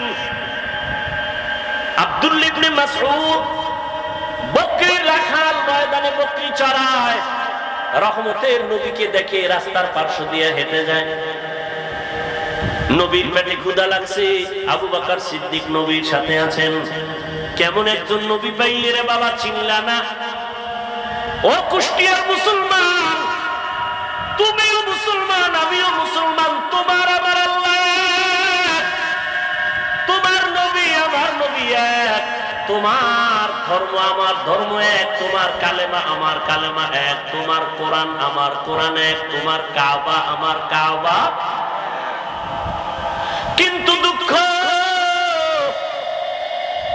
আমি আজকে টুপি মাথায় না দিলে ভালো লাগে না, টুপি ফেলতে চাই না, আর তোমারে পাও ধরে ধরে বিনয়ের সাথে বয়ান করি টুপি পরার জন্য, টুপি মাথায় দিতেই চাও না। আমি নামাজ ছাড়তে চাই না, আর তোমার পায়ে ধরে ধরে বিনয়ের সাথে নামাজের বয়ান করি, তুমি নামাজ পড়তেই চাও না। অথচ তুমিও মুসলমান, আমিও মুসলমান, তোমার আল্লাহ এক, আমার আল্লাহ, তোমার নবী আমার নবী এক, তোমার কাবা আমার কাবা এক। তুমি আজ আমি মসজিদে না ঢুকলে লজ্জা পাই, আর তুমি মসজিদে ঢুকতে গেলে লজ্জা পাও। আমি পর্দা না করলে লজ্জা পাই, তুমি পর্দা করতে গেলে লজ্জা পাও। আমি টুপি ফেলতে চাই না, তুমি টুপি দিতে চাও না। আমি দাড়ি কাটতে চাই না, তোমার পাও ধরে বয়ান করার পরেও তুমি দাড়ি রাখতে চাও না। কারণটা কি রে বাবা? অথচ তোমার আল্লাহ এক, আমার নবী এক, তোমার কাবা আমার কাবা এক, সব এক, দুনিয়াতে আসছি এক। আবার যেদিন বিদায়ের আওয়াজ হবে, আমি হাফিজুর রহমানেরও 3টা কাফন, তোমারও 3টা কাফন হবে। পীর সাহেবের জন্য একটা কাফন কেউ বাড়াইয়াও দিবে না, এমপি মারা গেলে কাফন বাড়াবে না, রিকশার ড্রাইভার মরে গেলে গরিবের কারণে একটা কাফন কেউ কমাইয়াও দিবে না। সবার বেলায় 3টা কাফন, কালার হবে আলাদা। কি যারা আলিয়ায় পড়ে তাদের কালার একরকম, যারা কওমিতে পড়ে তাদের কালার আর একরকম, সব এক। 3টা সাদা কাপড়ের প্যাকেট যখন হবে, কে পীর, কে মুরিদ, কে আলেম, কে মূর্খ, কে ইমাম, কে মুক্তাদি লেখা থাকবে, সব একাকার হয়ে গেছে। কবরে রাখার পর প্রশ্ন হবে 3টা। কয়টা? আমাকেও যেই প্রশ্ন করা হবে, আপনাদেরও সে একই প্রশ্ন করা হবে। রবের পরিচয় দাও, ধর্মের পরিচয় দাও, রাহমাতুল লিল আলামিনের পরিচয় দাও। আমাকেও প্রশ্ন যা করবে, আপনাদেরও সেই একই প্রশ্ন করা হবে। ও আল্লাহর বান্দারা, কেমন একজন নবী পাইলে ওই নবীর জন্য একটু মায়া হলো না রে বাবা? আজকে আমি তোমার মতো চলি, এই দুনিয়ায় চলি তোমার মতো, তোমার মতোই চলাফেরা করি। তুমিও 3 বেলা খাও, আমরাও 3 বেলা খাই। তুমিও রাতের বেলা ঘুমাও, আমরাও ঘুমাই। ও আল্লাহর বান্দারা, তোমরাও ব্যবসা করো, চাকরি করো, আমরাও ব্যবসা করি, চাকরি করি। ও আল্লাহর বান্দারা, তোমরাও রাস্তাঘাটে চলো, আমরাও রাস্তাঘাটে চলি। তোমরাও বিদেশ সফর করো, আমরাও করি। ও আল্লাহর বান্দা, একই দেশে বসবাস করি, একই হাওয়া বাতাসে চলি, একই খানা খাই, কিন্তু আজকে তুমি মুসলমান, আমি মুসলমান, এক আল্লাহর গোলাম হইয়া কেন তুমি নবী মানো না? কেন তুমি নবীর মহব্বত অন্তরে জমা করো না? কারণটা কি বুঝে আসে না? আসলে কারণ হলো, যে যাকে চিনে না সে তাকে মানে না। তুমি আমার আল্লাহকে এখনো চিনতে পারো নাই রে যুবক।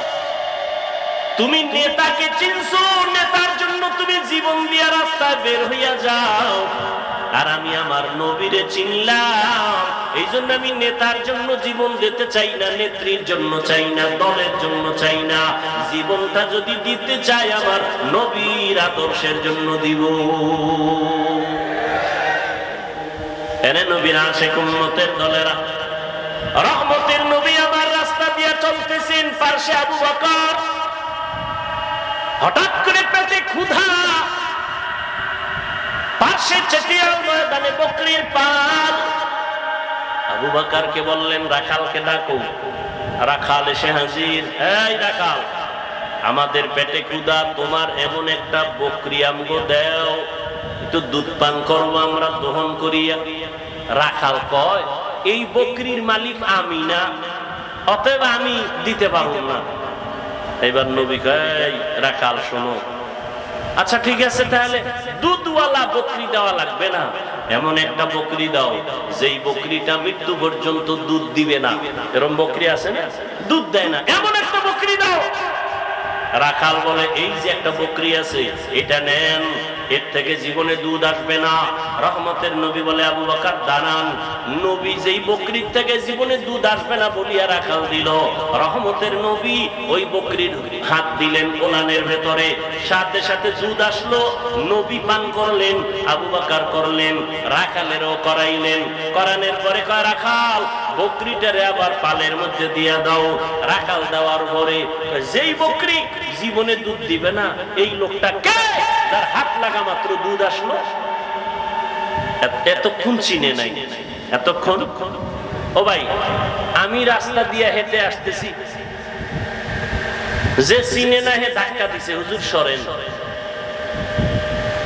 যখন টের পাইছে আমি চেয়ারে বসার পরে, এবার আর উঠাছি নিতা। এই জন্য যে যাকে চিনে না সে তাকে মানে না, যে যাকে চিনে তাকে মানার মতো মানে। বলে কেমন কয়, জীবন দিতে রেডি। রাখাল এতক্ষণ চিনে না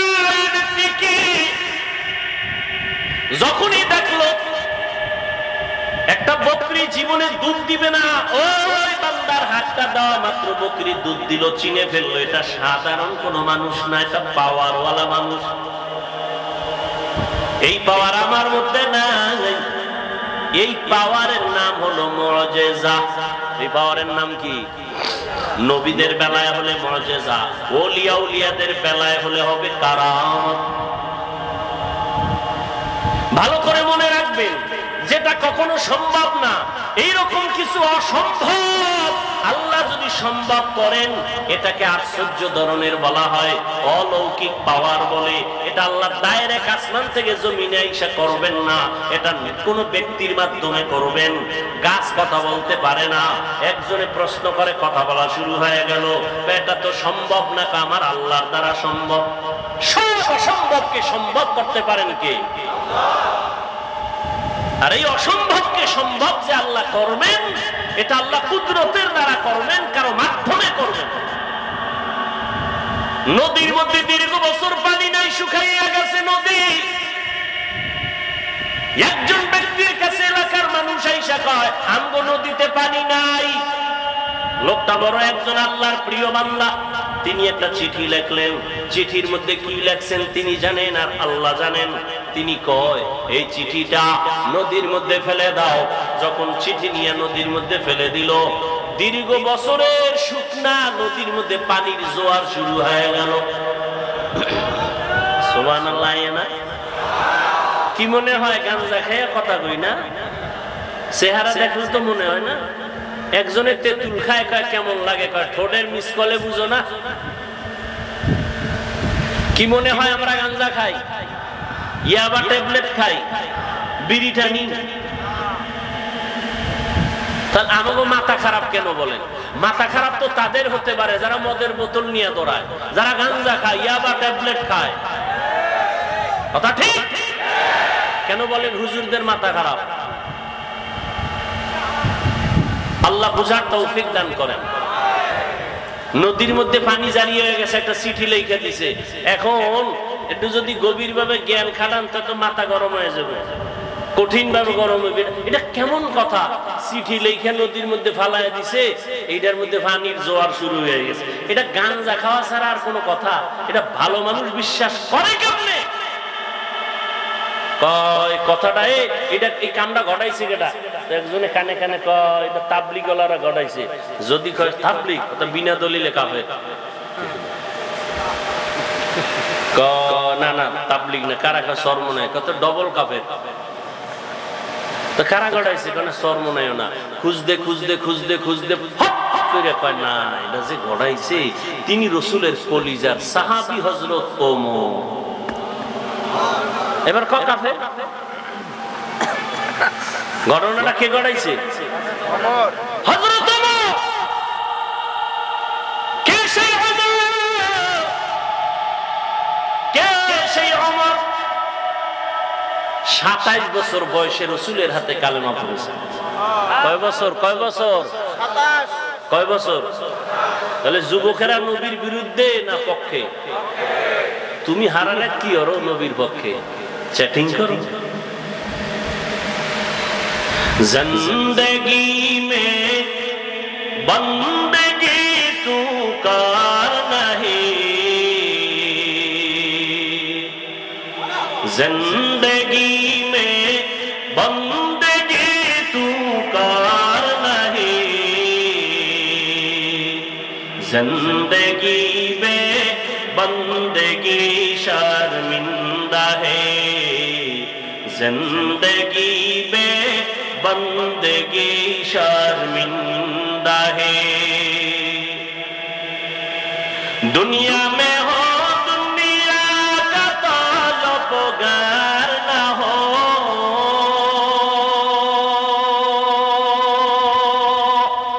बाजार से गुजर हो खरीदार न हो,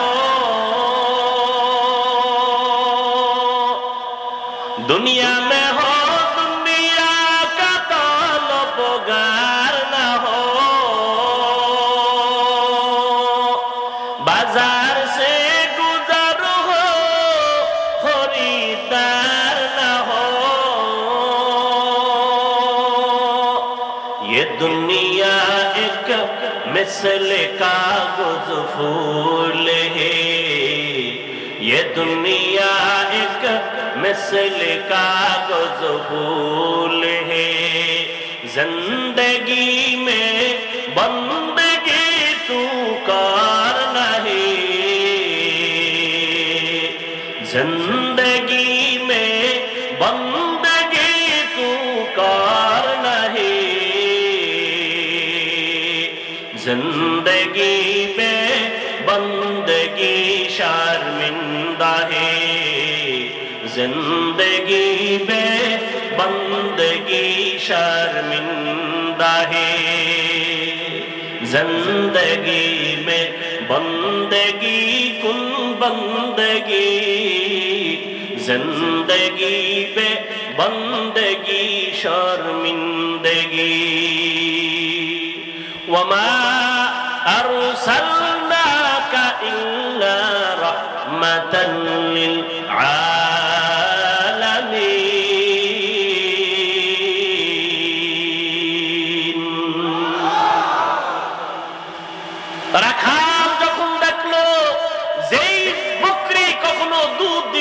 হঠাৎ করে দুধ চলে লাগছে এই বান্দা সাধারণ না, এই বান্দা বড় দামি। পাশের লোকটা দাঁড়ানো কে দেখছেন নি? খবর নাই। কে? আবু বকর সিদ্দিককে জিজ্ঞাসা করলেন কে? কাহিনী হলেন রাহমাতুল লিল আলামিন আব্দুল্লাহর পোলা মুহাম্মদ। তার নাম শুনছি। তিনি কি বলে হ্যাঁ, তাই তো এই অলৌকিক ঘটনা প্রকাশ পেল। এবার মাথা নত করে বলে পয়গম্বর আমাকে আপনি তাড়াতাড়ি কালেমা পড়ায় দেন। এই রাখাল আর কেউ না, কলিজার সাহাবী আব্দুল্লাহ ইবনে মাসউদ রাদিয়াল্লাহু তাআলা আনহু। ইমামুল আউয়ালিনাল আখিরিন বাহরে সাদকা রাহমাতাল লিল আলামিন সাইয়্যিদুল কাউনাইন খাতমুল মুরসালিন আখির মাবুদ ফখরুল আউয়ালিন। এরে আল্লাহর বান্দা ভালো করে বুঝো, অন্যদিকে তাকাইয়া তামাশা দেখবা না, অন্য কান্দে ওদিকে তাকায়ও না। তোমার চোখে কেন পানি নাই সেই চিন্তা করো। একজনে আল্লাহর মোহাব্বতে চিৎকার দেয়, তোমার মধ্যে সেই জালজালা কেন হয় না? ওরে আগুন লাগলে তো শরীরটা গরম হবে, তাই তো স্বাভাবিক।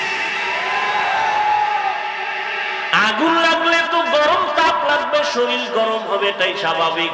আগুনের পাশে বসছো, তোমার ভাইয়ের শরীর গরম হয়, তোমার শরীর কেন গরম হয় না? কারণটা কি? তোমার ব্যাটারিতে চার্জ নাই, তোমার ঈমান দুর্বল, তোমার আমল দুর্বল। মাওলার কাছে কান্না করো, হে মালিক আজকে মানুষ হইলাম, পরিচয় দেই আমি মানুষ, কিন্তু এখনো মানুষ হতে পারি না। আব্দুল্লাহ ইবনে মাসউদ নবীর মুজিজা দেখে কালেমা পড়লেন। ওমরের মতো বান্দা নবীর কল্লা কাটতে আসিয়া 27 বছরে নবীর হাতে কালেমা বললেন। ও নবীর আশিকের দল, আজকে তাবলীগওয়ালারা বয়ান করে, পীর সাহেবরা বয়ান করে, জুমার দিন খতিব সাহেবরা বয়ান করে। আমার মায়ার নবী মক্কা নগরীতে আসছেন এমন একটা জায়গায়, এত দামি জায়গা কেন না পাক? এর একমাত্র কারণ এই মানুষগুলো এত খারাপ হইল কেন? যেই জমিন এত নবী আসলো, এত দামি ঘর হইল, এই মানুষগুলো অন্য জায়গার থেকে একটু ভালো হওয়ার কথা, এরা খারাপ কেন? এর যতটা জবাব আছে এর মধ্যে শ্রেষ্ঠ জবাব হলো এরা আল্লাহর নবী আসার আগ পর্যন্ত এরা মুরব্বি হারা ছিল, এই জন্য দিক বেদিক হয়ে গেছে। ঈসা নবী চলে গেলেন, মাঝখানে কোনো নবী নাই, কোনো মুরব্বি নাই। যারাও ছিল নবীর স্থলাভিষিক্ত, এরা দুনিয়ার লোভে পইরা ডান বাম হয়ে গেছে। হালাল তারে হারাম কয়, হারামটাকে হালাল বলে। রহমান এই সমস্ত ইহুদি আর খ্রিস্টানদের যারা নামদারি আলেম ছিল, এরা টাকা খাইয়া দুনিয়ার লোভে বিধানটাকে ডান বাম করে দিল। মানুষগুলো মূর্তি পূজায় লিপ্ত হয়ে গেল। যেই বাইতুল্লাহ এত দামি ঘর, ওই বাইতুল্লাহর ভেতরে 360টা মূর্তি ভেতরে টানানো। কয়টা? 360টা মূর্তি। এই খেয়াল করো ভালো করে, নবী আয়েশা নামাজ যখন শুরু করছে, বাইতুল্লাহর পাশে নামাজ পড়ছে, মূর্তি ছিল না? মক্কা বিজয়ের আগে তো মূর্তি নামায় নাই। মূর্তি ভেতরে 360টা মূর্তি। মায়ার নবী আল্লাহর মুহাব্বত নিয়ে নামাজ পড়তেছেন। প্রথম কিবলা বাইতুল মুকাদ্দাসের দিকে ফিরিয়া মদিনায় যাইয়াও আমার নবী ওই 16 মাস দীর্ঘ বছর পর্যন্ত বাইতুল মাকদিসে নামাজ পড়ছেন, কিন্তু নবীর দিলের তামান্না বাইতুল্লাহর দিকে ফিরিয়া নামাজ পড়বেন। মদিনার থেকে দক্ষিণ দিকে হলো বাইতুল্লাহ, ওদিকে ফিরিয়া কখন পড়বেন? নবীর মনে চায় এত বছর নবী বাইতুল্লাহর দিকে ফিরতে পারে না, কিন্তু দিল কাঁদে বাইতুল্লাহর দিকে ফিরবে। নবী নামাজে দাঁড়াইলেন, রুকুর হালাতে জিবরাইল আমিন আয়েশা কয়, নবী এবার আপনি বাইতুল মাকদিস থেকে ফিরিয়া বাইতুল্লাহর দিকে হয়ে যান। জিবরাইল ঘুরাইয়া দিল। নামাজ 4 রাকাতের মাঝখানে 2 রাকাতে ওই মসজিদকে মসজিদে কিবলাতাইন বলে, মদিনাতুল মুনাওয়ারার পাশে। ও নবীর আশিকের দল, এই মক্কার মানুষ খারাপ হওয়ার প্রধান কারণ এরা মুরব্বি পায় নাই। আল্লাহর কসম একবার, আল্লাহর কসম দুইবার, আল্লাহর কসম তিনবার, ওয়াল্লাহি বিল্লাহি তাল্লাহি, যতদিন পর্যন্ত এই জাতি মুরব্বি মানবে না ততদিন পর্যন্ত এই জাতির কপালে শান্তি আসবে না। বর্তমান দুনিয়ায় এই উম্মতের মুরব্বি একমাত্র উলামায়ে আহলে হক। এদের বিরুদ্ধে যদি যায় এদের পতন হবে মরার আগে, সেদিন বেশি দূরে না। আর যদি আলেমদের মানিয়ে চলে আল্লাহ পাক শান্তির দরওয়াজা খুলে দিবে। মক্কার মানুষ এত খারাপ কেন? তারা মুরব্বি নাই, মুরব্বি মানে না, মুরব্বিদের উল্টা পাল্টা করে ফেলছে। এই জন্য আল্লাহর মুহাব্বত এখান থেকে শিক্ষা নাও। নবী আসলেন, মুরব্বি উম্মত পেয়ে গেল। নবী এখন মুরব্বি হইয়া উম্মতের ডাক্তার, চিকিৎসা করতেছেন। উম্মতের সুন্দর চিকিৎসা করার জন্য প্রধান কারণ হলো, প্রথম কাজ হলো সুন্দর ব্যবহার। নবী এমন সুন্দর ব্যবহার দিয়েছেন মক্কার মানুষ নবীর আশেক হয়ে গেল। দুশমনেরাও যদি গালি দেয় কিন্তু পেছন থেকে নবীরে মোহাব্বত করে। যেই মুহাম্মদ এত সুন্দর ব্যবহার, 63 বছর হায়াতে আমার নবী একটা মিথ্যা কথা জীবনে বলেন নাই। কেমন একজন নবী পেয়েছো যেই নবীর জীবনে কোনো মিথ্যা কথা নাই? এমন একজন নেতা পাইবানি যে মিশা কয় না? আছে? মোবাইলটা ঘরের মধ্যে কানে লাগায় ঘরে থেকে আমি জমি নেই নাই, আছে না নাই? বর্তমান মিথ্যার ফ্যাক্টরি হলো মোবাইল। আল্লাহ মিথ্যা থেকে হেফাজত করেন। এমন মায়ার নবী আমার জীবনে একটা মিথ্যা কথা বলেন নাই। কেমন নবী আমার, যেই নবী কোনোদিন কাউকে একটা গালি পর্যন্ত দেন নাই। নবীর সামনে দাঁড়াইয়া কত দুশমন অকথ্য ভাষায় গালাগালি করে, আমার নবী গালি দিবেন দূরের কথা, কোনো গালির জবাব দেন নাই। ও কুষ্টিয়ার মুসলমান, আল্লাহর মুহাব্বত অন্তরে জমা করে নাও। শিক্ষিত এলাকার মানুষ আপনারা, কুষ্টিয়ার বিশ্ববিদ্যালয় থেকে লেখাপড়া করে কত আলেম বের হইয়া উম্মতের দাওয়াত দেয়, দ্বীনে ইসলামের কাজ করে। ও কুষ্টিয়ার মুসলমান, ভালো করে বুঝো কেমন নবীর আদর্শ পাইলা। যে নবী একটা মিথ্যা কথা বলেন নাই, তুমি আমি কেন মিথ্যা বলবো ইচ্ছা করিয়া? কেমন নবী আমার আমার, যেই নবী একটা গালি কাউকে দেন নাই, গালির জবাব দেন নাই। আর আশ্চর্য কথা হলো, মায়ার নবী আমার কারো দিকে চোখ গরম করে কখনো তাকান নাই। নবী চোখ গরম করে তাকান নাই। কেমন মায়ার নবী আমার, নবীর এই উত্তম ব্যবহার দিয়া মক্কার মানুষগুলোকে এত দামি বানায়। নবী যেন ঘোষণা দিয়া দেয়, লিস্টির ভিতরে যাদের নাম তারা বিনা হিসাবে জান্নাতি। ও এলাকার মুসলমানেরা, ও যুবকেরা, ও বৃদ্ধবাবাজি, ও পর্দারানের মা বোনেরা, সারা রাত যদি নবীর ইতিহাস বয়ান করি শেষ হবে না। নবী দুনিয়াতে আসার আগে নবীর গুণগান বিধর্মীরা পর্যন্ত গাইলো, শেষ করতে পারলো না। নবী আসছে, গুণগান চলছে, শেষ হয় না।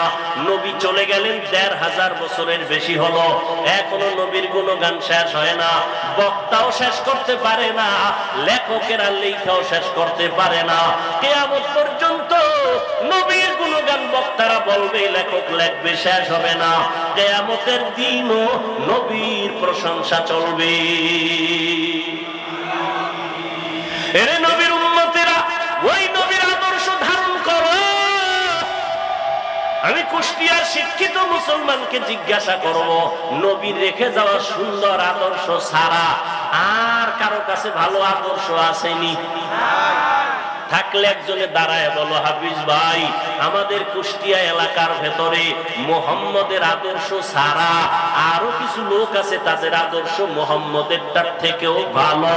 আল্লাহর কসম, যদি ভালো আদর্শ দেখাইতে পারো, আমি মুহাম্মদেরটা নিব না, আমি তারটা নিব। কিন্তু পারছে কেউ? অনেকে অপচেষ্টা করেছিল। চেষ্টা না অপচেষ্টা? ব্যর্থ চেষ্টা করেছিল। আব্রাহাম লিঙ্কন আদর্শ দিল, জাতি গ্রহণ করে না। মাও সেতুন আদর্শ দিল, জাতি গ্রহণ করে না। লেনিন আদর্শ দিল, জাতি গ্রহণ করে না।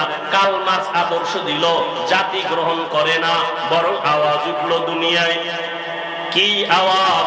বলে দুনিয়াতে যত আদর্শ গান শুনলাম, এক কথায় জবাব, দুনিয়ার সব আদর্শগুলো নাপাক, একমাত্র মদিনার নবীর আদর্শই হলো পাক। ও গো নবীর উম্মতেরা হয়ে আজি দিশাহারা, কোরআন হাদিসের চলো যখন যাহা চায় মনে, নবী বিনে কে দাঁড়াবে পুলসিরাত মিজানে, নবী বিনে কে দাঁড়াবে পুলসিরাত মিজানে। ও আল্লাহর বান্দারা, তাহলে নবীর আদর্শ থেকে দানিয়ার আদর্শ কারো কাছে নাই, সবাই একমত?